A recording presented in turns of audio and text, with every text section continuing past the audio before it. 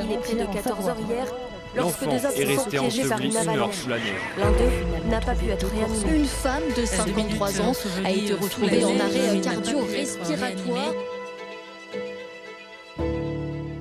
En France, en moyenne, chaque année, 30 personnes meurent dans des avalanches. Et ce chiffre ne baisse pas. Mais j'ai ici quelque chose qui pourrait changer la donne.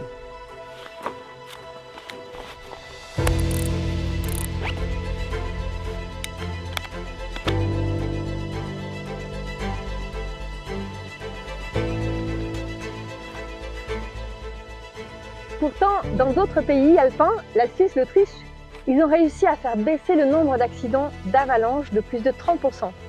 Pas grâce à de meilleurs skieurs, mais grâce à de nouvelles méthodes de réduction des risques. À la Fondation Petzl, on s'est posé une question très simple.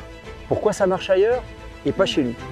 Depuis 10 ans, on s'est impliqué dans le développement de nouvelles applications qui intègrent ces méthodes et qui vous permettent de mieux choisir vos itinéraires en réduisant les risques.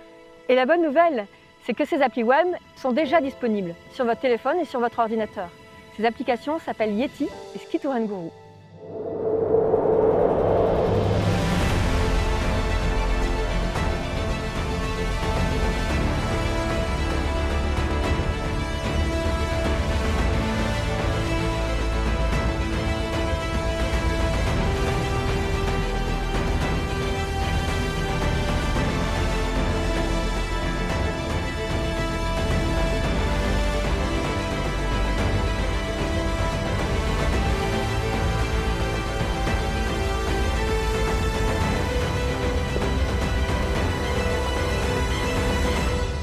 Le problème, c'est qu'en France, il n'existait pas de carte des pentes. Avec l'IGN, nous avons permis de les afficher avec le géoportail. C'était déjà un progrès considérable pour la prévention du risque d'avalanche. Pour qu'une avalanche se déclenche, il faut 3 conditions. Un manteau neigeux instable, un skieur au mauvais endroit et une pente raide à plus de 30 degrés. Plus la pente est raide, plus le risque augmente. Oh, belle journée, hein. Ah, La c'est chance, super. dis donc. Là-bas, il y a du vent, mais nous, on n'a rien. Ah, c'est la classe. C'est l'air de se couvrir un peu là-bas, quand même. Ça va être chouette. Ça devrait être bon, là. Ce qu'on a vu, ça devrait être pas mal. Hein. Et on ne s'est pas arrêté là, parce qu'on avait plein de données à notre disposition. La pente, bien sûr, mais aussi l'altitude, l'orientation, nord, sud, est, ouest, les bulletins d'avalanche, les statistiques d'accidents et les données GPS qu'enregistrent les skieurs. Mais il nous manquait des outils qui soient capables de compiler toutes ces informations pour proposer une estimation du risque beaucoup plus précise. Alors on a soutenu des développeurs qui soient capables de mettre au point ce type d'outils. Et aujourd'hui, ces applications existent. Et elles vont changer la donne. Parce qu'elles sont gratuites, à disposition de tous les skieurs, et elles vous indiquent, par un simple code couleur, quel est le niveau de risque de votre itinéraire pour faire les bons choix.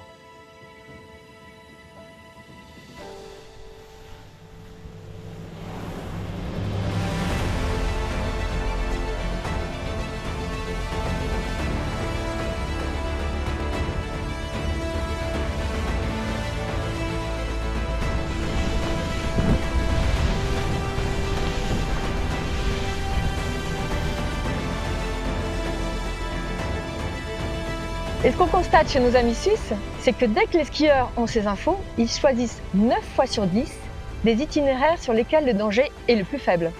Et la conséquence de tout ça, c'est un nombre d'accidents qui diminue. Ce qu'il faut bien comprendre, c'est que ces applications ne remplaceront jamais ni votre expérience, ni les coûts du terrain. Elles vous apportent juste, la veille de votre sortie, une mesure plus précise des risques pour faire les bons choix d'itinéraire. Car le scénario du lendemain s'écrit la veille, lors de votre préparation. Si vous souhaitez découvrir comment fonctionnent ces applications, nous lançons aujourd'hui une série de tutoriels. On vous invite à les découvrir, à les partager autour de vous. Alors bonne découverte et surtout, bon ski!